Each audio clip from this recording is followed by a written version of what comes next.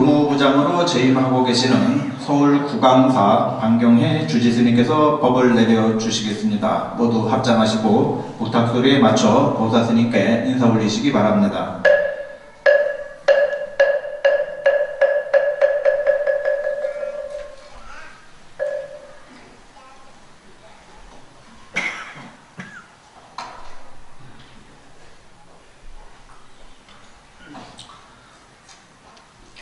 예, 대단히 반갑습니다. 안녕하십니까?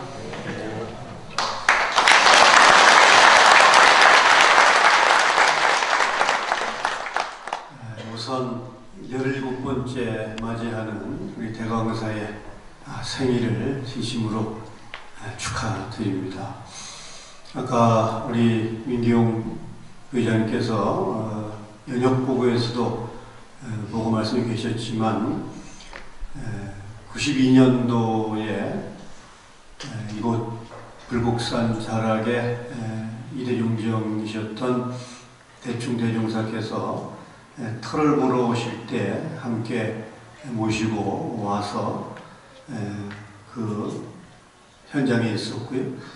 또 그 이후에 이제 불사를 시작해가는 과정에서 이곳에 있던 주로 이제 도토리나무가 많았으니까 도토리나무를 베어내고 거기서 떨어진 돛을 주워다가 묵도 쏘아 먹고 또 불사가 쭉 진행되는 과정을 함께 지켜봤던 입장에서 남다른 그런 감회가 있습니다.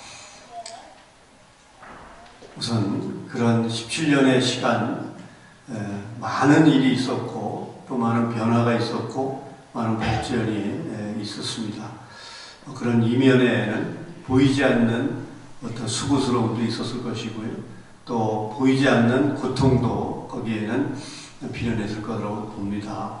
그런 고통과 시련을 겪고 오늘의 우리 대광사가 자리매김할 수 있도록 애쓰신 많은 분들의 수고를 우리 다시 기억해보는, 또 그런 기억을 통해서 미래를 또 우리가 계획해보는 그런 소중한 시간이기를 바라고요. 아까 주의스님이 기꺼이라고 했는데 기꺼이는 아니고요. 하도 때를 써서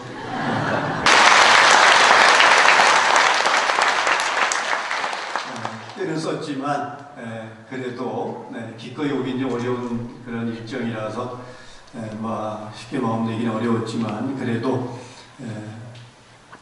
마땅히 총무원장 스님이 종단의 어떤 행정의 책임자로서 오셔서 축하해줘야 될 자리인데 부득이하게 중국 행사 일정과 겹쳐서 출탈하신 바람에 저라도 안 오면 주의스님 많이 서운해할 것 같아서 그야말로 땜빵으로 온 거죠.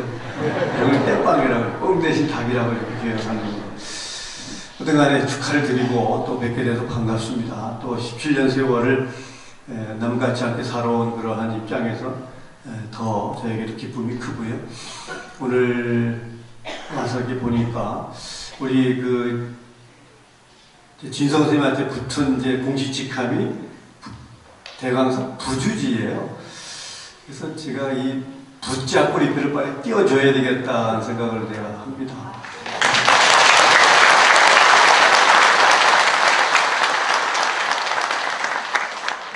아직은 좀 제 역량이 좀 부족해서 약속할 수는 없지만 애를 쓰겠다는 그런 말씀을 제가 이 자리에 들어서 약속을 드리고요. 뭐랄까, 그저께 우리 대광사가 12대를 인솔해서 3, 4순례를 다녀왔다는 얘기 들었습니다.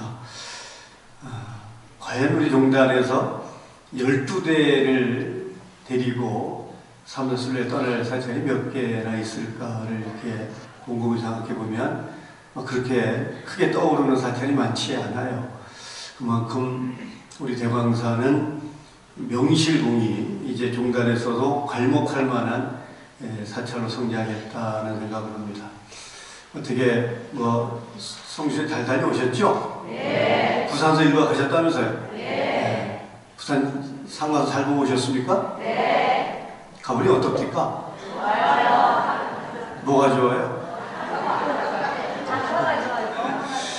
제가 가끔 이제 그 만나는 이제 이렇게 우리 기상 군수님도 오셨지만 이제 공직에 계시거나 군인사와 이렇게 조금 자의반 타의반으로 이렇게 인연을 맺으신 분들이 있잖아요. 그런 분들이 이제 군인사를 간다고 이제 나한테 얘기를 하면 이제 제가 이제 이렇게 그 군인사 가서 좀 참배하는데 불편하지 않도록 좀 편의도 제공해 주기도 하고 또 이렇게 안내도 해 주기도 하고 하는데 꼭 다녀왔다라고 이제 하면 제가 묻죠. 군인사 갔다 왔어요. 했더니 그걸 물으면 잘 갔다 왔어요. 그래. 군인사 갔더니 어떻게 가냐면 왜 이렇게 장독대가 많아요. 그래. 고작 가서 보고 온 게 장독대를 보고 왔단 말이야. 그래. 그거 보러 거기까지 갔단 말이야. 내가 이렇게 우스갯소리로 농담을 합니다. 그러니까 그 말 끝에 그 장독대가 왜 이렇게 많냐를 얘기하기 전에 저 많은 장독대가 왜 필요할까를 고민해 봤냐, 저게 왜 필요할까를 생각해 봤냐라고 물으면 뭐 그렇게 썩 만족할 대답을 하지 못해요. 이번에 상광사를 다녀오신 인도인들 무려 500여 명이라고 그러는데 500여 명이 가서 상광사를 보고 느낀 감정은 다 다를 거예요. 물론 그 내면의 세계까지 느끼고 온 분들도 물론 많으시겠죠. 그래서 1박 철회를 했다라고 하면 그걸 주님도 원했을 것이고 또 그런 어떤 결과를 얻어낼 만큼의 어떤 나름대로의 자신감도 우리 지도님한테 있었겠죠. 올해 이제 상광사가 50주년이거든요. 1월달에 50주년, 11월달에 이제 50주년을 하는데, 제가 그 상광사, 지금 상광사가 이제 불사를 할 때, 이제 기공식을 할 무렵부터 이제 저희들은 이제 중문에서 이렇게 심부름을 할 때니까 그 기공식도 가서 준비를 하고, 그 과정 또 뭐 쭉 지켜봤던 입장에서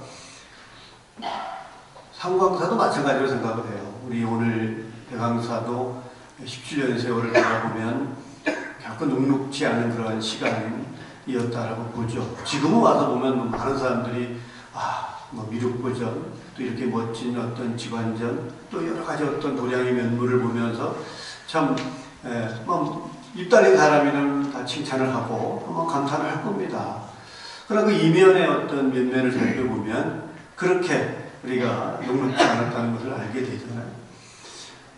상광사도 마찬가지죠. 50년 전에 상월 대사님께서 부산 지역에 내려가셔서 이곳에 불사를 어떤 그 증명하신 것은 훨씬 이제 부산 신도들이 구인사를 다니지 좀 시간이 지난 다음이셨을 거 아니겠습니까? 우리가 상광사의 원래 모태가 되는 절은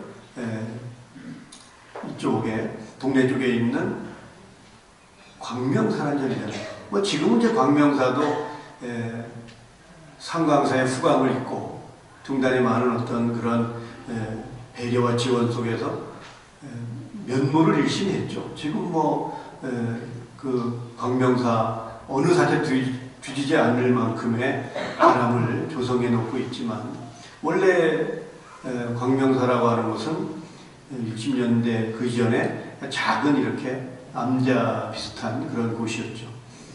그곳에 이제 우리 천태 신도들이 어떤 가람을 마련했을 때는 어떤 시대였냐면 저 단양에 가면 구인사라는 절이 있는데 거기 가면 산부처님이 계신다. 생불이 계시는데 거기 가서 생불을 칭견하고 오면 누구라도 한 가지 소원은 이룰 수 있는 절이다. 이런 얘기가 이제 회자될 때 얘기예요. 그때 이제 그 광명사를 다녔던, 이건 이제 직접 그때 광명사 다니던 신도들한테 들은 얘기니까 제가 뺄 것도 없고 더할 것도 없는 얘기예요. 그때 이제 광명사에 와서 기도를 하는 신도들은 어떤 그 마음이었냐면 이랬다 그래요. 팔자 좋은 놈들은, 뭐 놈들이란 말이 거북하지만 팔자 좋은 사람들은 저 구인사까지 단양 구인사까지 가서 산부처를 친견하고 돌아오는 그러한 신앙을 하는데, 우리는 전생에 무슨 업장이 두터워서 거기도 가지 못하고 이렇게 광명사에 머물러야만 되는가라고 하는 어떤 자기 신세 타령을 하는 사람들이 많았다는 거예요. 그래서 그때 이제 광명사에 오는 신도들이 되게 어떤 사람들이었냐면 그 자갈치 시장에서 생선 팔고 그냥 하루 벌어서 하루 먹는 사람들이 많았다는 거예요. 그러니까 구인사까지 가려면 최소한 가는데 하루, 오는데 하루, 또 칭견하려면 필요 3일 기도를 해야 되니까 대략 최소한 5, 6일을 까먹어야 되는. 근데 도저히 그 시간을 낼 수 없는 사람들이 광명사에 모였다는 얘기 아니겠어요? 그러니까 팔자주는 놈들은 구인사 가서 사무처를 칭견하는데, 우리는 전생에 무슨 업장이 두터워서 그런 어떤 호사도 못 누리고 여기서 기도를 하고 있는가 라고 생각을 하면, 앉으면 그냥 흐르는 게 서러운 눈물이었다는 거예요. 눈물 콧물 밤새 기도하고 또 새벽 되면 또 수산시장에 가서 물건 떼다가 하루 팔고 또 돌아와서 비린나는 천원짜리 불전에 공양 올리고 또 기도하고 그런 세월을 보냈다는 겁니다. 그러다가 이제 그런 어떤 노력, 대사님께서는 뭐예요? 일심이상 정정하면 처처에 연하게 되나. 그 마음자리가 정정하면 그곳이 어디든 간에 그 공덕과 그 결과는 차별이 없다. 그게 대사님의 생활불교자, 또 승속불이, 주경야선, 뭐 이런 종지로 우리가 표현하고 있는 가르침이죠. 그러다 보니까 이제 광명사가 그 작은, 그야말로 주목받지 못했던 부산이라는 동네가 어디? 우리가 부산에서 성지순례를 떠나지 않으면 한국 불교가 먹고 살기가 어렵다라고 하는 얘기를 스님들이 스스로 합니다. 그만큼 부산 경남 지역에서 그냥 한국 불교를 먹여 살리는 거예요. 그런 입장에서 그 광명사라는 절은 아주 주목받지 못하는 절이었을 겁니다. 그러다가 그런 그 곳이 어느 날 소원이 잘 이루어지는 절, 그래서 많은 사람이 찾아오게 되고, 그래서 이제 대사님께서 거길 가신 거죠. 70년 초에 가셔서 이곳에 우리 부산 지역에 10,000명이 들어갈 수 있는 가람을 지어야 된다. 그런 어떤 유지를 내리셨고, 그런 유지를 받들어서 이제 상광사를 이제 초옥동에다가 부지를 마련했어요. 지금 대략 한 50,000여 평 정도 되죠. 제가 이제 기공식에 갔을 때 그냥 허벌판이잖아요. 허벌판에 이렇게 이제 털을 닦았어요. 털을 닦고 이제 기공식을 했어요. 그리고 기공식 끝난 다음에 제가 한 2-3달 지난 다음에 부산 지역에 이제 무슨 출장 갈 일이 있어서 부산을 내려간 적이 있어요. 하여튼 그때가 마침 동안거철이었습니다. 동안거. 그런데 거기에 이렇게 기공식 하려고 털을 깎아놓은 데다가 포장을 쫙 쳐놨더라고요. 그리고 거기다가 이렇게 밑에다가 나무 깔판을 다 깔아놨어요. 그래서 저기 뭐 하냐고 물으니까 저기가 저녁에 힌두들이 와서 철야 기도하는 곳이라는 겁니다. 물론 부산이 여기보다 좀 따뜻하죠. 그러나 결코 부산의 그 바닷바람도 그렇게 만만하지 않아요. 녹록지 않습니다. 그러니까 거기 기도를 가지고 반드시 2가지는 가져가야 된다. 하나는 깔고 앉을 두꺼운 방석, 그리고 뒤집어 쓸 비닐봉지. 그걸 안 가져가서는 밤을 새기가 어려웠다는 거예요. 그런 노력이니까 오늘의 상광사가 만들어진 것을 결과만 놓고 보면 그냥 편안하고, 그죠? 그냥 좋다는 말로 표현하기에 급급하지만 그 내면을 들여다보면 거기에 쌓여진 어떤 우리 신도들의 정성, 또 어떤 그 원력, 이런 것을 결국 우리가 가늠해 보기가 쉽지 않다는 생각을 하는 거죠. 그래서 그런 어떤 관록이 있다 보니까, 뭐 지금은 그래도 이 광명절이 지어지고 나서 신도들이 부인사 오면 좀 덜 불편하죠. 우리가 광명절이 지어지기 전에 우리 대유사님의 탄신일인 동짓달열 28날 가장 추울 때는 가장 혹한기 때 대유사님 탄신 행사가 이루어지면 거의 5, 6천 명의 신도는 밖에서 밤을 샜습니다. 이 자리에 있는 분들도 그런 경험을 해보신 분이 물론 계실 거예요. 그럴 때 거기서 기도하는 사람의 목소리 들어보면 되게 부산 경남 사람들이 많아. 부산 사람 모임날에 농담으로 부산에 뭐 부산도 와서 부산하지 되게 시끄럽고 하여간 뭐 부산스러워. 어떤 간에 그들이 가지고 있는 어떤 마음속에 어떤 우리가 믿음이라고 표현한다면 그건 우리가 보통 사람이 가질 수 없는 영역의 믿음을 가지고 있다는 거죠. 그래서 우리 화엄경의 말씀 중에 신의도원 공동모 장양일체 재선법이라는 말이 나옵니다. 신의도원 공동모라 믿음이 도의 근원이요 공덕의 어머니며 믿음이 일체의 선법을 자라나게 한다. 그러니까 결국 그들이 가졌던 그 믿음이 공덕이 되고 그 공덕이 선법이라고 하는 어떤 상공사의 가람의 형태를 만들어냈다라고 저는 생각을 하는 거예요. 제가 왜 구태여 분당 와서 왜 부산 얘기를 꺼내드느냐? 어쩌면 부산이 그러한 과거에 뭐 지금도 물론 현재 진행형이지만 과거에 그렇게 괄목할 만한 믿음의 어떤 결과를 보였다면 이제 그 바톤을 누가 물려받아야 되겠는가? 누가? 그렇죠. 우리 대광사가 물려받아야 된다는 얘기죠. 동의하지 않아요? 네?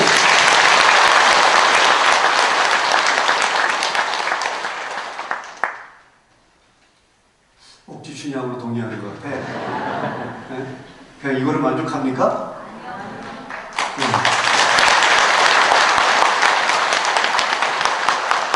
이 대왕사를 얘기하면서 저도 이제 많은 사람 대왕사 얘기를 할 때 대왕사 좀 가보고 싶어요 라고 얘기하면 제가 맨날 꺼내는 말이 뭐냐면 그래 가봐라. 가보면 거기에는 우리 종단 유일의 미륵보전이 건축되어 있고 거기 미륵부처님이 동안대 생각나서 참배를 하라고 얘기를 해요. 그러니까 대광사 하면 우리가 미륵전을 얘기하게 되고 미륵전을 얘기하면 우리가 대광사를 얘기해야 되는 그런 현실에 우리가 살고 있는 거 아니에요? 네. 그러면 우리가 미륵이라고 하는 어떤 부처님의 역할? 미륵부처님이 상징하는 의미가 뭐냐? 불교에서 미륵은 현재를 넘어 미래를 바라보는 가치입니다. 분명해요. 그리고 우리 많은 스님들이 우리 공식 명칭은 상월원각 대조사잖아요. 이 종대가 제시하는 공식 명칭이에요. 이 공식 명칭이 상월원각 대조사지만 우리 스님들 중에 많은 분들이 대사님은 뭐라고 표현하고 싶어 하냐면 부처님 이렇게 표현하고 싶어 해요. 그리고 그 부처님이라고 표현하고 싶은 이면에는 미륵 부처님이라고 표현하고 싶은 마음이 자리하고 있는 거예요. 그것은 책에서 배운 것도 아니고요. 누구한테 들은 얘기도 아닙니다. 정작 상월 대조사님을 생전에 시봉 들고 모셨던 스님들의 인식이 그런 거예요. 그들이 그 어떤 스님들의 인식 가운데는 뭐가 자리매김하고 있냐면 상월 대조사님에 대한 확고한 믿음이 자리매하고 있어요. 믿음 마음속에. 근데 그것이 그냥 이렇게 논리적으로 따져보면 조금 안 맞는 논리도 있는 거예요. 가령 이제 우리가 작년이었죠. 종단에서 천대 성전을 한 40년 만에 이제 교정본을 이제 내려고 오랫동안 회의를 했어요. 가령 그 천대 성전을 어떻게 편집을 하고 어떤 내용을 수록할 것이냐. 거기다가 이제 많은 회의를 거쳤는데 그 회의 중에 나왔던 얘기 중에 자, 우리 종단에 3대 지표가 있습니다. 애국불교, 생활불교, 대중불교잖아요. 이 3대 지표를 저희가 이제 젊은 스님들이 이렇게 주장을 했어요. 자, 3대 지표, 이 순서를 좀 바꿔야 된다. 지금 애국불교, 생활불교, 대중불교로 되어 있는데 이 3대 지표의 내용을 이렇게 좀 종합해 보면 당연히 대중불교가 일본으로 와야 되는 거 아닙니까? 이렇게 주장했어요. 야, 왜? 대중불교라고 하는 것이 바로 천태종의 가장 핵심적인 종지입니다. 제가 볼 때는 왜? 모든 중생이 다 깨달을 수 있다. 모든 중생은 다 깨달음을 향해서 깨달음을 지향해야 된다라고 하는 것이 대중불교거든요. 그게 대주사님이 저는 가장 확고한 가르침이라고 우리는 믿는 거예요. 그러니까 대중불교하고 그 다음에 생활불교하고 그 다음에 앱불교 하는 게 순서가 맞다. 그게 이제 공식전선에서 이제 안을 냈어요. 그러다가 그냥 개박살 났잖아요. 속대편으로 엄청나게 걱정을 들었어요. 너희들이 몰라도 뭘 너무 모른다. 우리가 뭘 모르는데 불교 그렇게 맞는데 뭘 몰라요 했더니 너희들이 상월대사님을 몰라도 너무 모른다. 이 말씀을 하시는 거예요. 뭐 거기에는 할 말이 없는 거죠. 대사님의 말씀을 우리는 직접 들어본 적도 없고 직접 뵌 적도 없는 저희들이 직접 뵈신 분들이 하는 얘기를 거부하거나 그보다 더 나은 논리를 제시하기는 어려운 거죠. 그러니까 그분들이 가지고 있는 마음속에 대사님은 단순하게 우리가 알고 있는 교학적인 차원의 영역에 머물지 않는다는 거예요. 그런 맥락에서 그분들이 가지고 있는 믿음이라는 것이 어쩌면 오늘의 천태종을 또 미래의 천태종을 만들어갈 수 있는 어떤 대사님의 위상으로 자리매김했지 않냐는 생각을 하고 저희들이 샵싸게 뿌리를 내렸잖아요. 거기서 더 했다가는 그야말로 진짜 박살나게 생겼으니까 분위기가.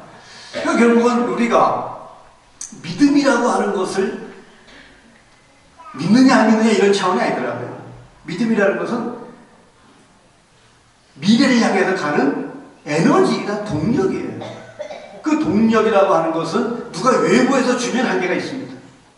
스스로가 자가 발전을 해야 돼. 스스로가 그걸 만들어서 가지 않으면 안 되는 어떤 힘이 믿음이라는 거예요.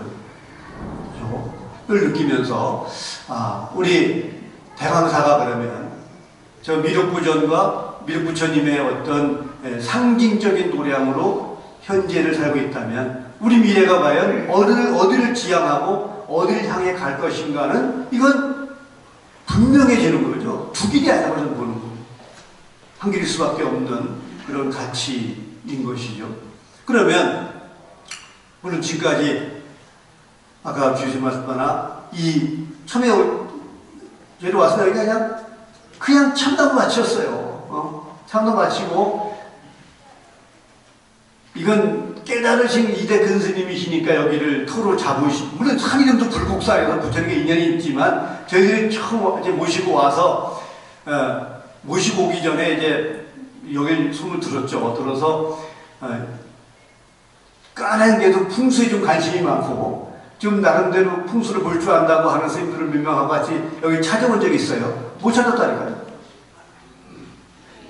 그때 여기 찾는다고 대강 얘기 들었고서 여기 해가지고 여기 들어올 수 없으니까 저쪽 앞에 여기가 이제 그 취수장이 여기 앞산에 있더라고요.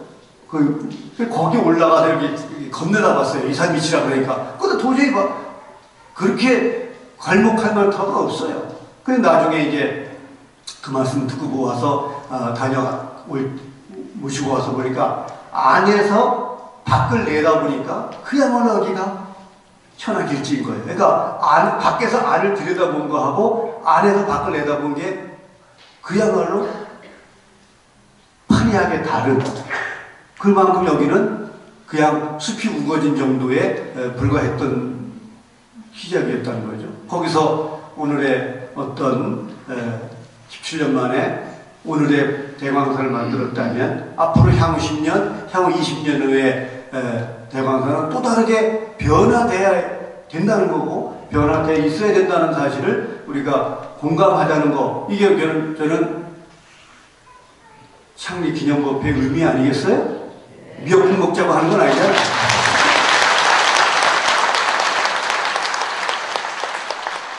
그런데 이것이 결코 박수 한 번 쳐가 될 일은 아니라는 거야.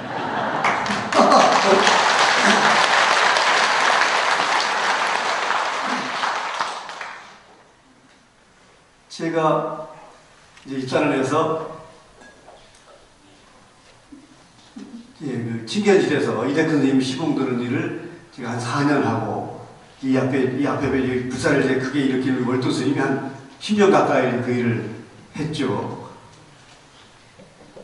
그때 이제 많은 신부들이 이렇게 이제 구의사를 왔습니다. 등기해줄 때 친견이라고 하는 목적을 가지고 온 분들이 많았죠. 그럼 이제 친견을 하잖아요. 친견이 뭐 경험이 있지 않습니까? 그럼 이제 친견의 방법은 이겁니다. 어떤 신도가 스님들이 와서 이렇게 여쭙는 거죠. 저는 가령 사업이 잘 안 돼서 사업이 잘 되게 해주십시오. 그런단 말이죠. 그럼 그님께서 그때 뭐라고 답을 하시겠어요? 뭐 부적 하나 써주십니까? 그냥 사업 잘 되게 해달라고 축원을 하고 기도를 열심히 해라 합니다. 간단해요. 누구나 할 수 있는 얘기예요.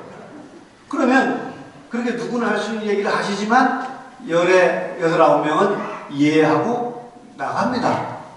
근데 꼭 한두 명이 이렇게 묻는 사람이 있어요. 기도만 하면 되겠습니까? 아주 싸가지가 바가지야. 그러면 기도만 하면 되겠습니까? 라고 딱 물으면 그 답에, 그 신도의 얘기에 답하시는 그 선생님의 말씀은 녹음기를 틀어놓은 거와 똑같습니다.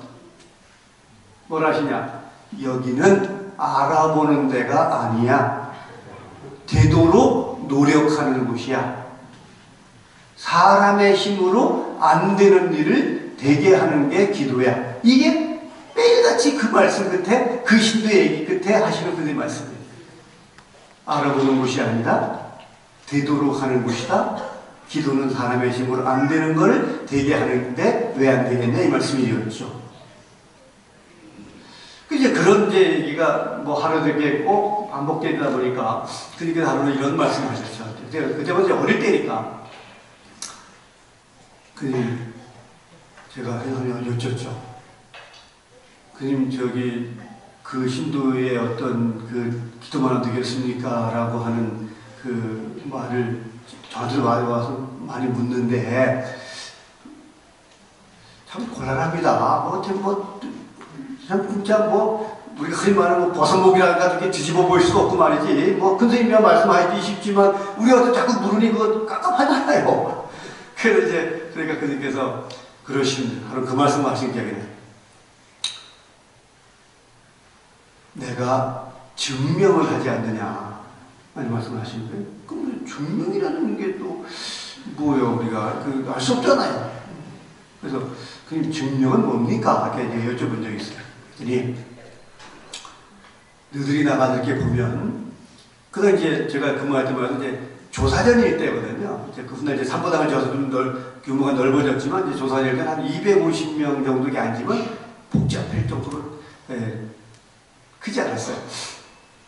그들이 나가면 신도만 한 250명 이렇게 앉아 있는 거로 보이지만 당신이 나가서 당신의 눈으로 보면 신도 250명 있는 것이 문제가 아니라 바늘 하나가 떨어져서 꽂힐 빈자리가 보이지 않을 만큼 그들이 말씀은 운들이 가득해 있다 이 말씀을 하세요.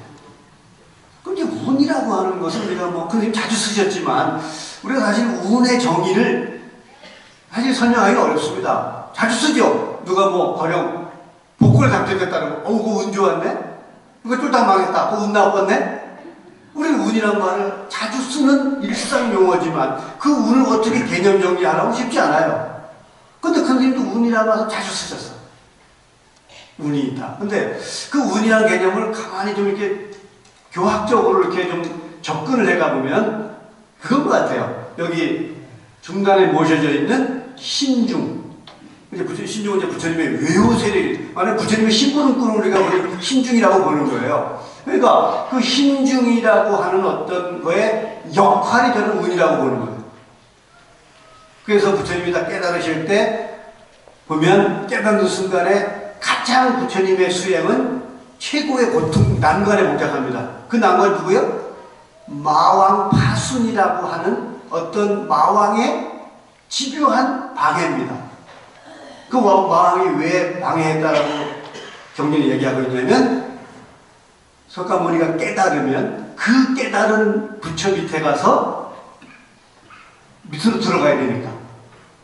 그게 바로 위계 질서가 바뀌니까 그거를 용납할 수 없었기 때문이었다고 우리가 흔히 얘기를 해요. 흔히 이제 교학에 설명할 때 깊은 내막은 알 수 없으나.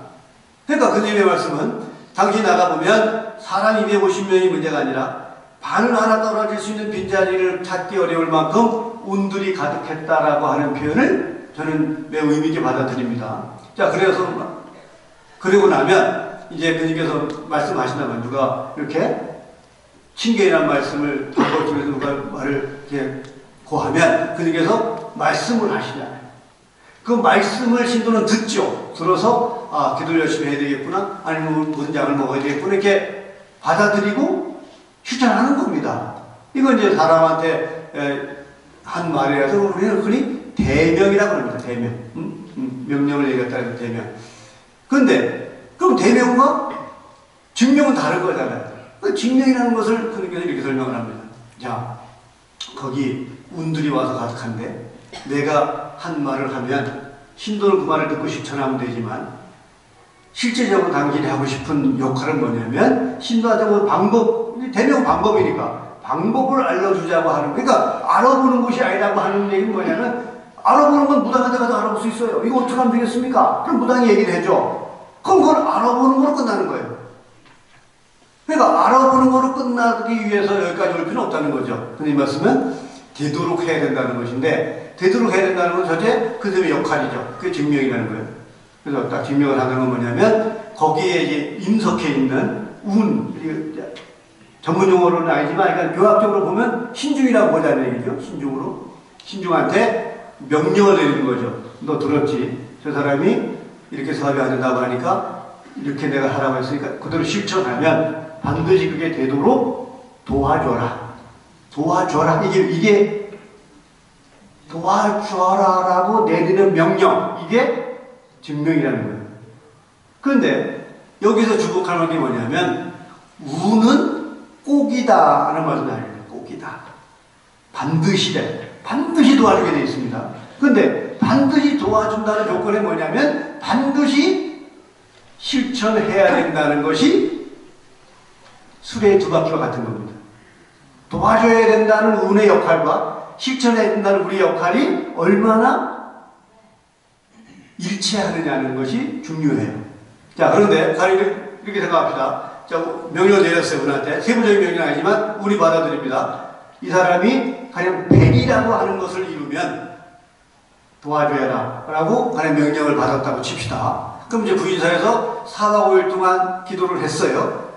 열심히 했겠죠? 그래서 가령 80을 이뤘어요. 운이 받아볼 때야. 80. 그럼 이제 20만 더 하면 명령 받은 대로 가서 도와줘야 될 이제 책임을 가지고 따라가는 겁니다. 집에. 그럼 집에 가면 구인사에서 기도하던 것만큼 집에 와도 해요? 해, 안 해? 안 합니다. 아유, 구인사 가서 사박을 잠을 못 자더니 졸려 죽겠다고 하루 있으면 자냐가 아무것도 안 하고, 아유, 구인사 가서 시계 구워 먹었더니 어지러워 죽겠다고 뭐 사다 먹냐 아무것도 안 하고. 그러면 사람이 볼 때는 오죽하면 저러겠냐 싶어. 이해가 되잖아요. 근데 여기서 꼭이라는 말은 뭐냐면 운은 사정을 봐주지 않는다는 겁니다. 사정이 없는 거예요. 그러니까 사람이 볼 때는 인정기구 사정이 있으니까 아, 오죽하면 저렇게 해서 좀 봐주지 이러지만 운이 볼 때는 왜 안 하지? 좀만 더 하면 되는데 이렇게 받아들인다는 거예요. 그러다가 결정적인 그 말씀 하나. 그러다가 이제나 저제나 하다가 간혹 운이 엉엉 울면서 당신한테 돌아올 때가 있다는 거예요. 엉엉 울면서 난 거기 가서 아무것도 할 게 없으니까 다른 데 보내주십시오 하면서 오는데 울면서 온다는 거예요. 그것도 그냥 오면 혼날 것 같으니까. 그러면서 그님께서 오죽하면 운이 울면서 오겠니? 이러시고 오죽하면 도와주라고 명령을 받아서 갔는데 도와줄 게 없으니 그야 뭐 혼날까봐 울면서 오겠냐. 이 한 말씀은 우리 이것이 교학에 맞느냐 안 맞느냐 따지기 전에 거기에 전 많은 말씀이 내재되어 있는 저는 귀한 말씀으로 받아들였어요. 아시겠습니까? 그러니까 결국은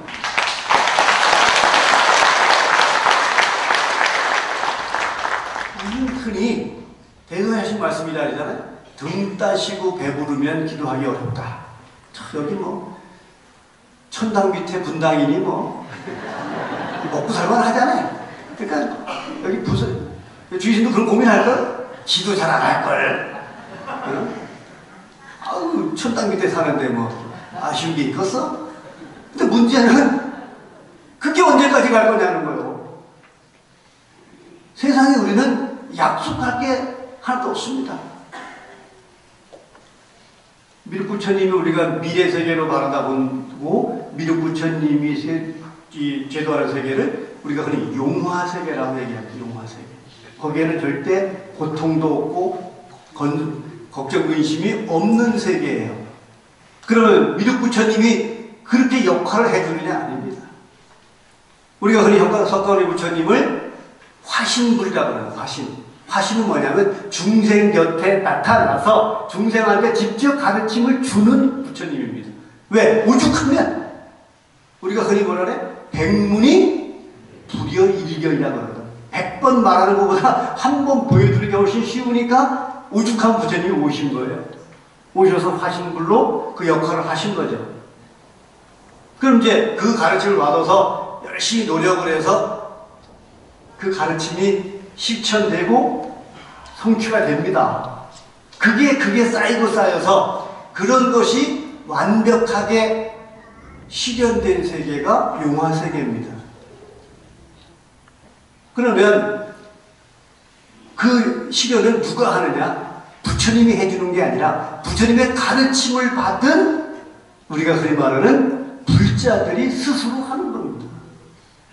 그래서 석가모니 부처님은 화신불이기 때문에 족보가 있어요. 이렇게 쭉 따져보면. 근데 사실 미륵 부처님은 사실 족보가 없습니다. 석가모니 부처님이 말씀하셨다고 그러죠. 미래 내가 열반을 후에 몇 년 후에 출현해서 이 세상에 뭐 그걸 이제 미륵 상생경이니 뭐 이런 하생경이니 얘기를 합니다. 그러나 제가 볼 때는 우리 대유사님을 모시고 살았던 우리 선배 스님들이 선배로 말이 좀 적절하지만 뭐 불교문을 쓰면 사형, 사숙 이런 스님들이 대유사님을 왜 미륵이라고 말하다 보느냐, 왜 그렇게 말하고 싶으냐, 당신들의 마음속에는 그것은 미륵 부처님이라고 하는 부처님이 석가모니 부처님이 이렇게 화신으로 딱 뿅 하고 우리 곁에 오시는 부처님이 아니라 어느 세계가 만들어지도록 그 첫 단추를 꿰는 역할을 하는 부처로 보는 것이 저는 바른 표현을 보는 거죠. 그런 맥락에서 대유사님께서 이 땅에 구현하고 싶으셨던 불교가 뭐예요? 아까 얘기했던 대중불교와 생활불교입니다. 우리는 대유사님 공식 명칭이 상월원각 대조사입니다.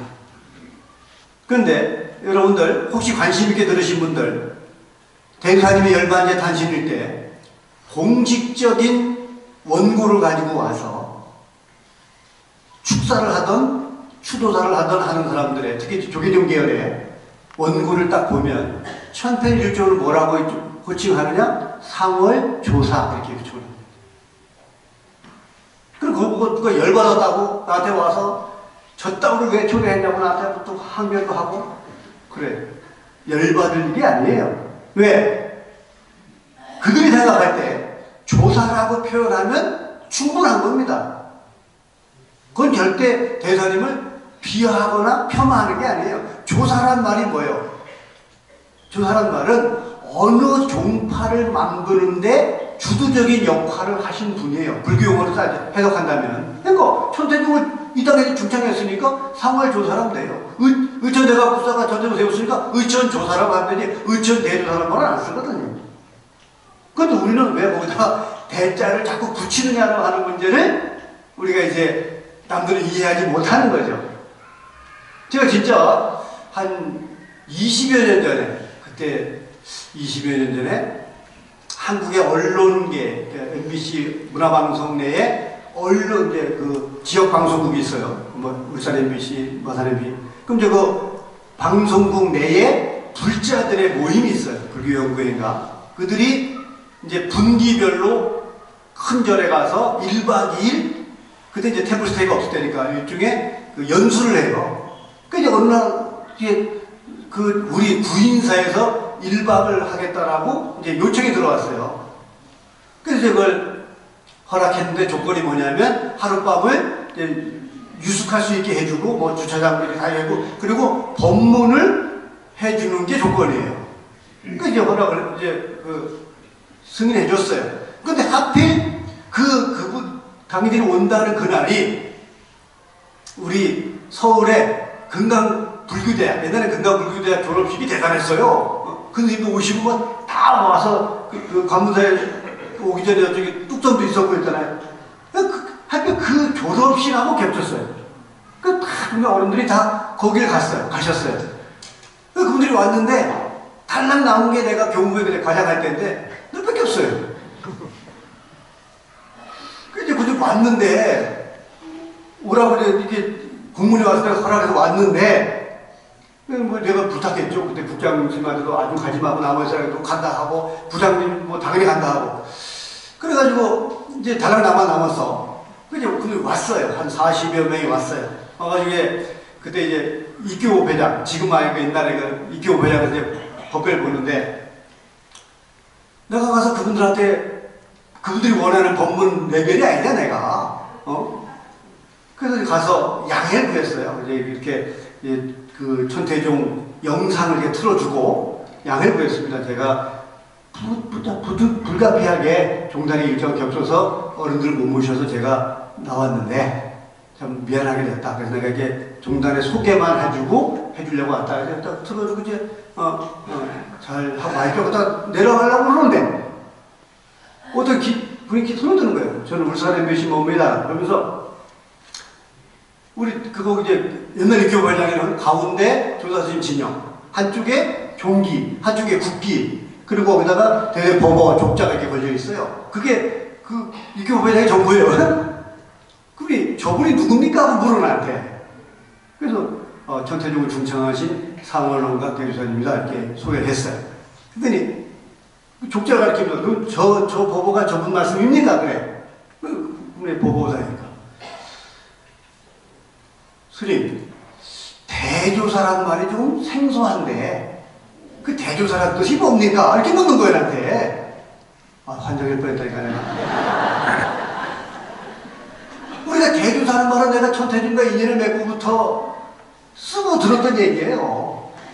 응? 공식명칭으로. 그러니까 우리 이게 일종의 고유명사예요. 상월 대조사는 고유명사지 거기가 왜 대자를 붙이는지 난 배운 적도 없고 들은 적도 없어요. 우리 어머니가 72년도부터 군을 다니셨는데 우리 어머니는 공부를 안 하셔서 난도 그 기억자도 모르시는 어른이지만 구인사만 갔다 오면 맨날 하는 얘기가 뭐냐면 난 구인사 가서 부처님을 뵙고 왔다 맨날 그랬어 나한테. 맨날 그러는 거야. 한 달 동안 가온 구인사 갈 때까지 내파토리가 그냥 청산유수야.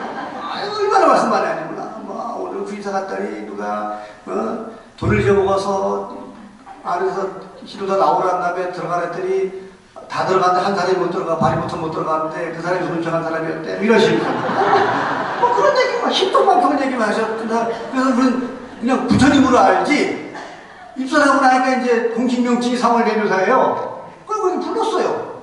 근데 어떤 것이 왜 대조사라고 묻는데 난 배운 게 없어요 라고 얘기하면 물을 거예요. 난 몰라요 그러면 물을 거예요. 내가 나하고 무식하고 문제가 없는데 우리 종단이 무식한 놈이 될 거 아니야. 그래서 내가 참 황당하더라니까. 그래서 내가 양해를 구했습니다. 저도 거기다 고민을 많이 했지만 솔직히 배운 적이 없다. 이게 고유명사이기 때문에. 그러나 그렇게 자꾸 그러니까 내가 대답 안 하니까 그러면 큰 조사란 뜻입니까? 또 그러는 거예요 또 이게. 거기까지 가면 이제 일종의 비아냥거리는 겁니다. 뭐 조사도 큰 조사가 있대, 작은 조사가 있대, 이런 식인 거거든요. 근데 거기서 말 잘못하면요, 완전 사입이 되는 거예요, 진짜. 뜬금없이 이렇게 나오는 거 아니야. 그래서 저도 이제 출가를 해서 이제 저는 이제 여기 초대 주지했던 이제 스님이 전은덕 스님이시잖아요. 이제 그 스님과 이제 조금 이제 이 사상적으로 좀 대립하던 스님이 이제 윤덕산 스님이에요. 대리를 뭐니 그냥 두 분을 한 분은 충무원에서 내가 직계 어떤 결제를 받는 어른을 모셔서 살았고, 한 분은 조금 아웃사이드에 있지만 제가 교학적으로 도움을 받기 위해서 자주 뵙던 이제 어른이에요. 그러니까 두 분하고 두 분을 이렇게 뵈면서 이 두 분의 어떤 논리가 좀 달라요. 논리가 다릅니다. 근데 그 논리 중에서 그냥 정덕 스님은 그냥 대조사님이라고 부르는데 그냥 쉽게 말하면 이제 큰 조사라고 하는 의미를 좀 갖고 계세요. 은연중에 아유 일반 조사하고 달라야 되지 뭐 이런 식이지. 그런데 덕사님은 달라요. 교학적으로 왜 대조사라고 얘기해야 되는가라는 논리를 나름대로 가지고 계세요. 그 논리는 뭐냐면, 자, 대성의 종지를 봐야 된다. 대성의 종지가 뭐예요? 가장 대표적인 것이 대중불교, 생활불교입니다. 대중불교는 뭐예요? 모든 중생이 다 깨달을 수 있다. 그게 대중불교죠. 그걸 하기 위해서, 모든 중생이 깨닫기 위해서 모든 중생이 똑같이 수행을 해야 된다. 그게 생활불교입니다. 이 대중불교, 생활불교라고 하는 것이 우리는 지금 이게 일종의 박제됐어요. 박제라 말하면 뭐하지만, 분당 대광사 여기 지금 법회 지금 한 몇 명 잡나요?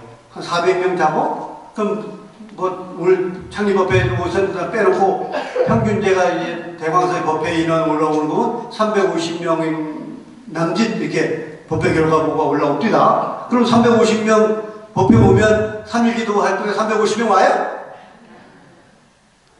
봐, 뭐 대답 못하잖아. 절대 안 옵니다. 그건 뭐예요? 불교를 교학적으로 배우는 거예요. 아, 법회 와서 법문 들어야 되겠다. 또 법문 듣는 것만도 훌륭해. 미륵점을 쳐다보고 하고 가나구나. 응? 그럼 그게 과연 불교냐는 겁니다. 그게 진짜 올바른 불교냐? 그건 올바른 불교의 범주에 담기가 부족한 겁니다. 왜? 불교의 역사를 보면 대조사님을 왜 대조사라고 얘기하는 맥락에서 불교는 모든 중생이 깨달을 수 있다고 부처님이 설파하셨어요. 그게 부처님의 가치이자 사상이에요. 그러다 그것이 이제 부파불교 시대를 지나오면서 250년 가까이 부파불교가 지나오면서 깨달음을 향하는 흐름이 소수로 전락합니다. 그래서 그거를 비판하고 새로운 불교가 일어났다? 이게 바로는 대중불교예요. 대중불교가 일어나면서 부파불교 250년의 불교를 소승불교로 표방한 겁니다. 그러니까 소승불교 정확한 표현이 아니에요. 부파불교라든가 아비달마불교라고 불러야 돼요. 어쨌든 간에 부파불교, 아비달마불교와 훗날 일어나는 대중불교를 뭐로 구분지어야 되느냐? 형격과 차이가 뭐냐? 일체 중생이 깨달음을 지향하느냐, 소수로 국한하느냐 문제로 판단을 해볼 수 있어요. 그렇다면 천대중은 당연히 대승불교잖아요. 그죠? 아니에요? 그걸 모르니까 기도하라고 그러는구만. 당연히 대중불교입니다. 당연히 대중불교는 당연히 대승불교예요.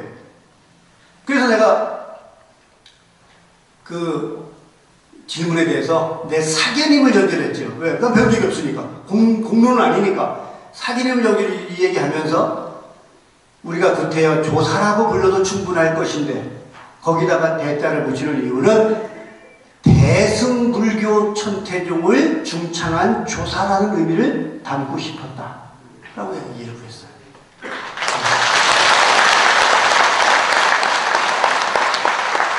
그래서 대조사의 의미는 큰 조사라는 뜻이 아니라 대승불교 중창조사라고 하는 의미로 이해해 줬으면 좋겠다라고 제가 양해를 구한 겁니다. 이건 아까 얘기대로 교학적으로 해봤겠던 덕산 스님이 저한테 나름대로 논리를 전해주신 거예요. 네. 좀 다르지 않다고 봐요. 그래서 이러한 대중불교, 생활불교를 기치로 세우셨기 때문에 모든 불자들이, 힌두들이 수행을 하고 그 수행을 통해서 스스로 행복해져야 되는 겁니다. 스스로 행복해지지 않으면 전제부지 아니에요. 네, 스스로 그 스스로 행복해지는 것은 아까 얘기한 외부적인 동력이 아니라 내부적인 에너지예요. 어디 가도 행복할 수 있는 거예요. 대광서음을 행복했다가 집에 가면 지지리궁상이면 행복한 게 아니야. 결국은 일심상정정처연학이라는 말씀은 바로 대승불교가 지향해야 될 길을 우리에게 제시하고자 하시는 거라고 저는 받아들여요. 그런 맥락에서 거기서 이해를 했더니 그분들이 크게 공감을 하더라니까요. 그래서 조태종이 지역의 말사에 공부하고 막 신도를 기도시키고 그러시면 이렇게 지금 학교 다닐 때 우리 동기들, 교계 교수님들 전부 다 그랬어요. 90년도 말 초 이때 왜 천태종은 맨날 신도를 밤에 오라고 그러는데 밤에 못해서 뭐 할래? 이따 기도하지 뭐 해. 맨날 그렇게 귀하게 물었다니까. 왜 밤에 신도를 기도를 되려 불러드리냐 이거야. 왜 불러드려? 기도하려고 불러드리지. 신도가 뭐 기도를 해? 왜 못해? 싸웠다니까.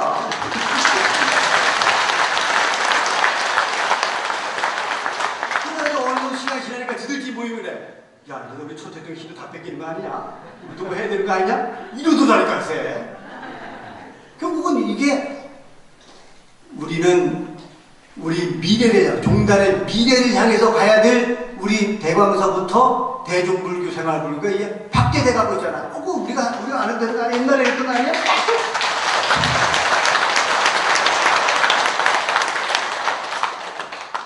우리가 천태종의 발원지가 어디에? 중국 북청사입니다. 그죠? 가보셨어요? 우리가 천태불자라면 한 번은 꼭 난 국청사를 다녀오기를 권장하는 사람이에요. 자, 우리 국청사 가면 요즘에 국청사 가람배치에 일중문부터 쭉 올라가서 맨 꼭대기에 어느 건물이 있어요? 중한 조사 기념당이 있어요. 거기에 가면 삼중불이 모셔 있습니다. 가운데 천태종을 계산한 천태 지휘선사, 지자대사, 그리고 왼쪽에 고려 전탄의 계단주이신 대각국사 의찬, 그리고 오른쪽에 현 천태종의 중창주이신 상월 대사님이 모시고 있습니다. 자랑스러운 겁니다.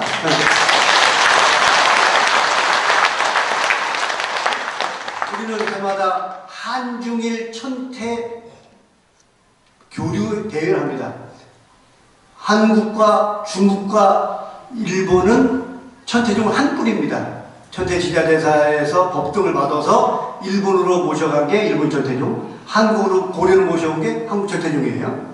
그래서 일본은 우리보다 무려 21년 전에 중국하고 국교가 수료돼서 우리보다 최소한 21년 전에 국청사를 드나들었습니다.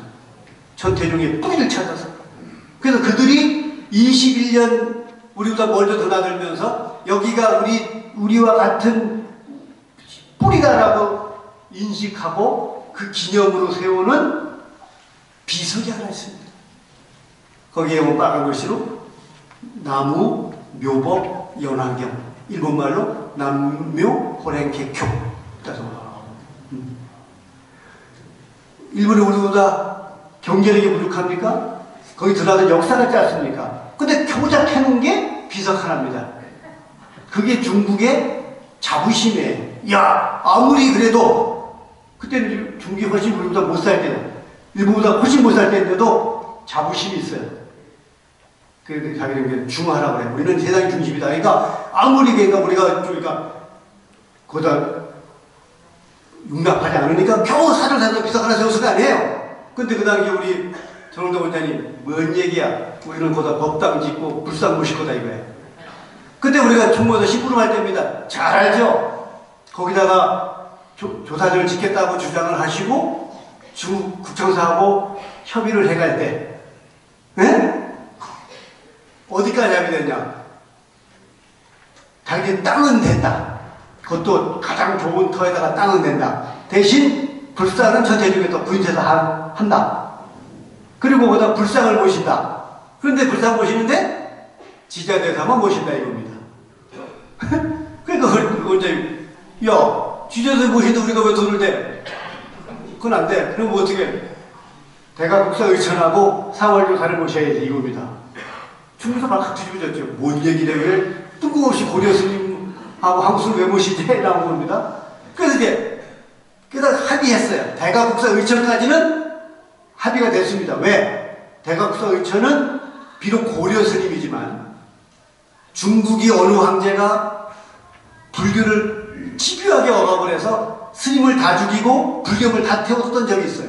그래서 중국의 불교 역사가 끊어졌어요. 그래서 이거를 다시 불교를 일으키기 위해서 우리가 어떻게 해야 되겠냐 고민 끝에 내린 결과는 뭐냐면 고려의 불교를 역수입해 와야 된다.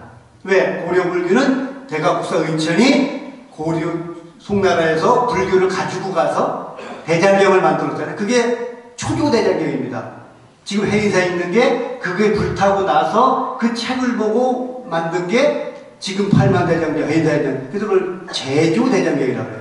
그러니까 초조 대장경을 만들었기 때문에 이게 송나라에서 가져간 거기 때문에 그걸 그대로 가져오면 그게 중국화될 수 있다고 받아들여서 고려에서 불경을 가져갔습니다. 그러니까 그 역할을 대가국사 의천이 했으니까 대가국사 의천은 우리가 조사를 모시는 것이 부끄럽지 않은 생각을 한 거죠. 근데 뜬금없이 한국 스님 안 돼? 이겁니다. 그래서 그때 우리 어른들은 우리는 상월조사를 안 모시면 이불사는 안 해 이겁니다. 거기는 그럼 하지 마 이겁니다. 그래서 막 계속 그러다가 이제 결정적인 동기가 뭐였냐? 그 당시 중국 불교협회 회장이었던 그리고 중국 공산당 당서의 우위 그 험악했던 문화혁명 시대에도 정치 지도자로 부상됐던 조박초라는 분이 있었어요. 이분이 중국을 세계화하기 위해서 불교를 이 땅에 정착시켜야 되겠다 생각을 한 거예요. 그래서 불교복을 많이 했어요. 그래서 가장 먼저 복원한 절이 북청사입니다. 그래서 우리 유명한 영화 소림사라는 영화 있잖아요. 그 소림사 찍은 것 같으지만 아닙니다. 그 영화의 배경은 북청사입니다. 근데 소림사가 복원되기 전이기 때문에 북청사에다 찍어놓고 소림사라고 얘기하는 거예요. 나쁜 놈들이지. 어쨌간에 그래서 이제 이 중국을 미래지향적으로 세계화의 어떤 세계화를 만들기 위해서는 불교가 이 땅에 정립돼야 되고 그러기 위해서 이제 불교조를 복원하고 불교를 받아들이기 위해서 전 세계의 불교를 말하자면 벤치마킹을 시도했어요. 그러다가 이 조박 회장이 우연한 기회에 한국을 왔습니다. 물론 저기 좀 저쪽으로 왔겠죠. 왔어요. 왔다가 원래는 다른 데를 가려고 했다고 하나? 나 부산을 갔어요. 제가 가서 상황사를 갔어요. 상황사를 우연히 갔는데 그때가 마침 안거철이었던 거예요. 시들이 막 부산 상황사 가봐요. 밤에 가면 그냥 촌놈인데 꼭 벌이 새끼는 것 같아요. 멍멍멍 그래. 그 기도 소리가. 응? 그걸 보고 물었다는 게 주제가 충황 선생님이었으니까 저분들은 누굽니까? 우리 신도다. 뭐 하는 겁니까? 기도하는 거다. 누가 저런 이런 걸 누가 가르쳤어요? 그러니까 우리 상월대교사님 가르쳤다. 이 나온 겁니다. 그 이분이 상월대교사를 인식한 거 아니에요? 그래서 무릎을 친 거죠. 아, 이 불교를 중국 가져가면 중국 불교가 발전할 수 있고 중국 사상을 뭔가 해통할 수 있겠다고 이제 느낀 거겠죠. 그래서 갔어요. 가서 이분이 중국 불교협회 주관으로 전 성의 회장들을 다 모았어요. 이랬다는 거 아니에요. 근데 구인사 가봤어? 안 가봤는데? 상원사 가봤어? 안 가봤는데? 이런 거지. 야, 너희들이 상담사도 안 가고 구인사도 안 가고 놓고는 왜 상월조사를 거기 모시지 못한다는 걸 집요하게 주장하느냐. 내가 가보니까 상월조사야말로 부처님이더라.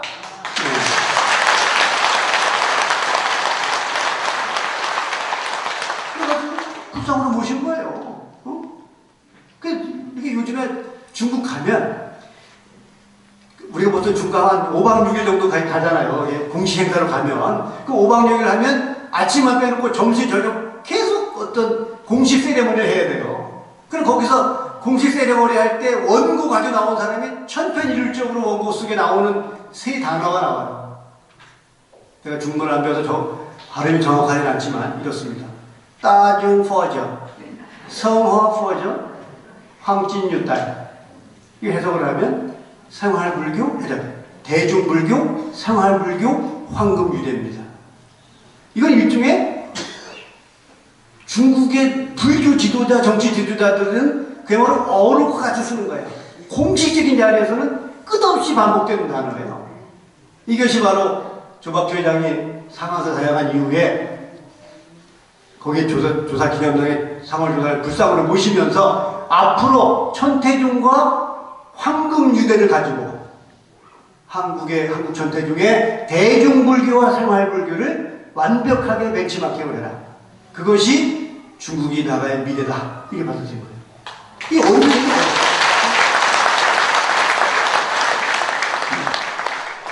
이게 활발하게 살아 움직이고 있어요. 그 대중불교, 생활불교가 살아 움직이는데 우리는 이게 박제가 됐어.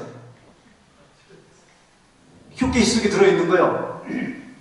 모양은 있으되 움직임이 없는 거예요. 다른 데가 아니라 대강에서 그렇다며. 밤에 기도를 안 한다며! 밀정을 쳐다보고 간다며! 그래가지고 될 일이 아니라는 거예요. 그게 결국은 대주사께서 이 땅에 우리에게 가리고 싶었던 진실이 아니에요. 태선의 불교는 바로 우리 스스로가 스스로 노력해서 스스로 행복을 찾도록 길만 안내해줘. 아까 그 말씀, 너희는 알아보는 것이 아니다. 되도록 노력하는 것이다. 거기에는 보이지 않는 증명이라고 하는 보이지 않는 힘이 있는, 보이지 않는 손이 있는 거잖아. 그걸 우리가 인식하든 인식하지 않던 간에 그건 중요하지 않아요.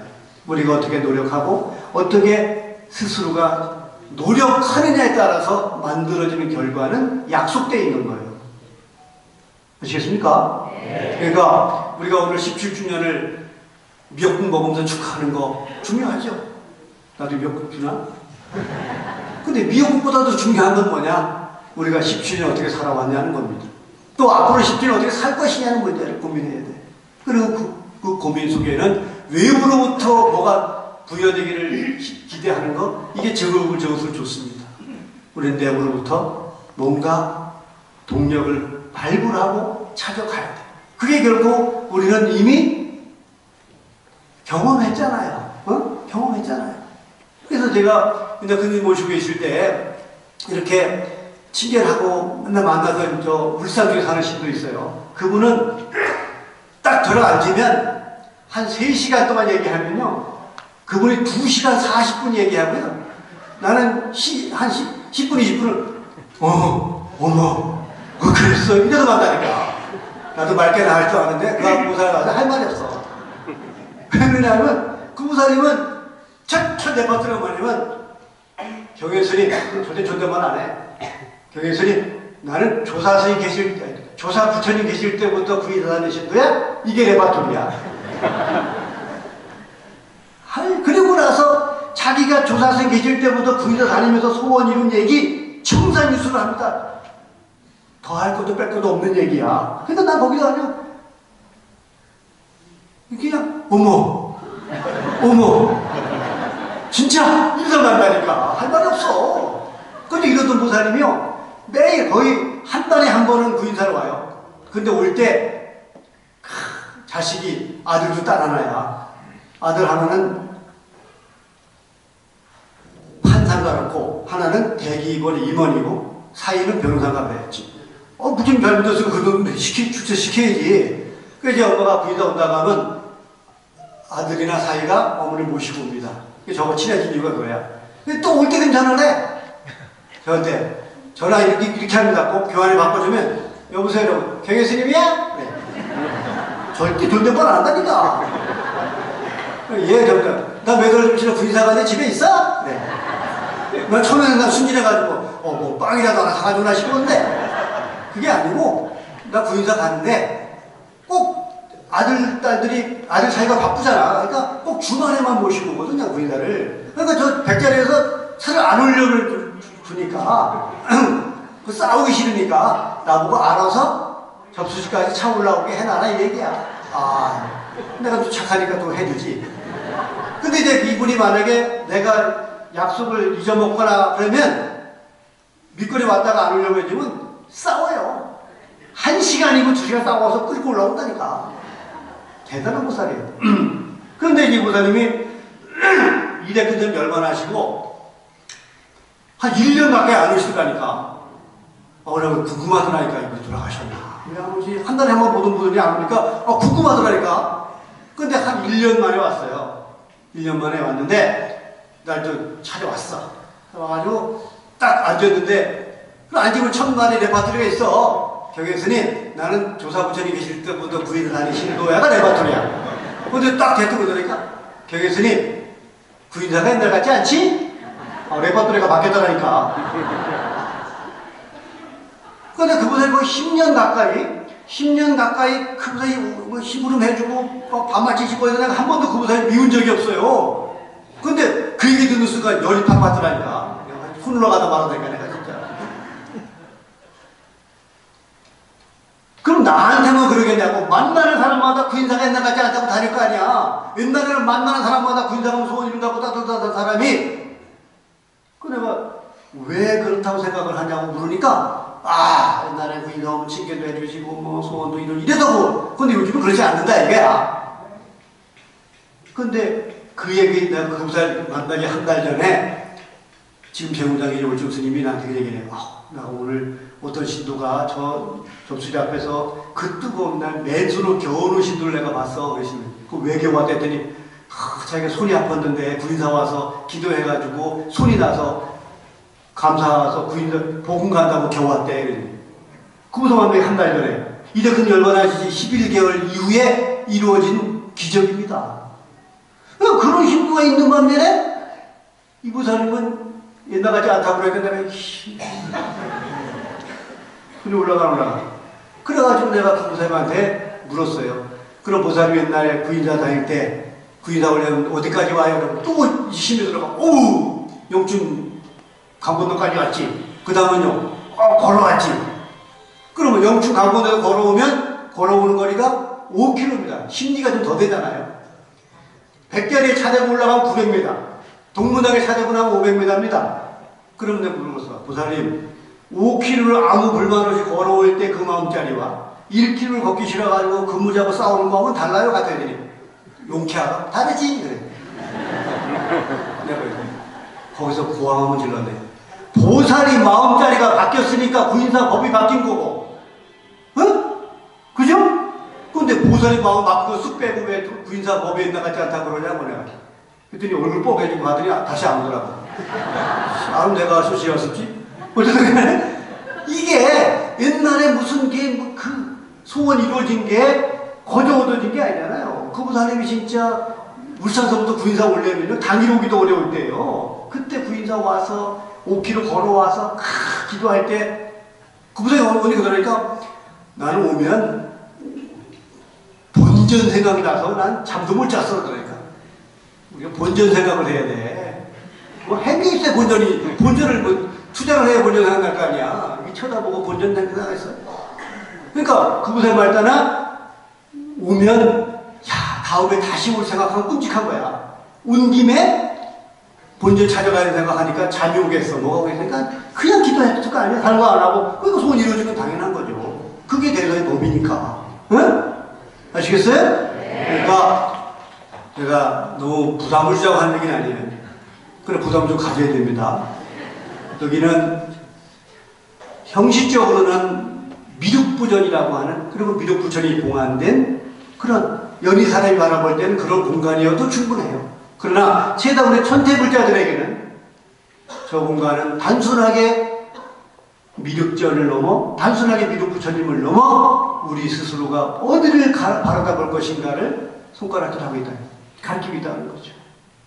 이걸 우리가 인식하고 18주년을 맞이하고, 그걸 인식하면서 20주년을 맞이하는 날, 어쩌면 지금은 꼴랑 종무원의 부장이 와서 축하한다는 얘기 전하고 있지만 앞으로는 종무원 선생님이 앞으로는 종정회화가 이런 어떤 수순을 함께 할 것이다 이렇게 믿는 거예요.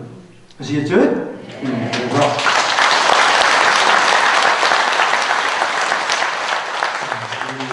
신도님들이 가지고 있는 그 마음 이것은 무엇으로 색칠해야 되냐?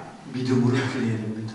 그 믿음은 믿고 안 믿고 문제가 아니에요. 믿느냐 안 믿느냐 그런 기준이 아니라 우리가 얼마나 내적인 에너지를 활용할 준비가 되어 있느냐라고 하는 문제로부터 출발되어야 된다고 생각을 하고요.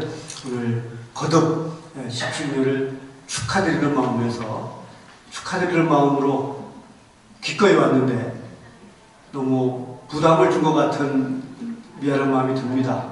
그러나 이것은 제가 평소에 우리 주스님이 제가 아끼는 사제이고 또 아까 나중에 오신 우리 의원님이시죠? 아이고 바쁘신데 오셨는데 이런 기호죠. 이거 우리가 그래도 내부적으로 그래도 지난 음악회도 다 다녀가셨을 텐데 오늘 또 이렇게 오신 거 보면 우리가 앞으로 어디를 향해 가야 되는가가 분명해지는 겁니다. 많은 사람의 관심 또 애정 속에서 우리가 미래 향해 갈 수 있다는 믿음. 오늘 기동 스님도 그런 어떤 단영구를 사랑한 마음에서 먼 길 오셨듯이 우리도 대광사를 사랑하는 마음에 어떤 고난과 어떤 어려움도 우리가 신심으로 극복할 수 있는 대광사 신도님들이 되시기를 바라고 그런 신도님들이 맞이하는 10주년 거듭 축하드리고 축하드립니다. 고맙습니다.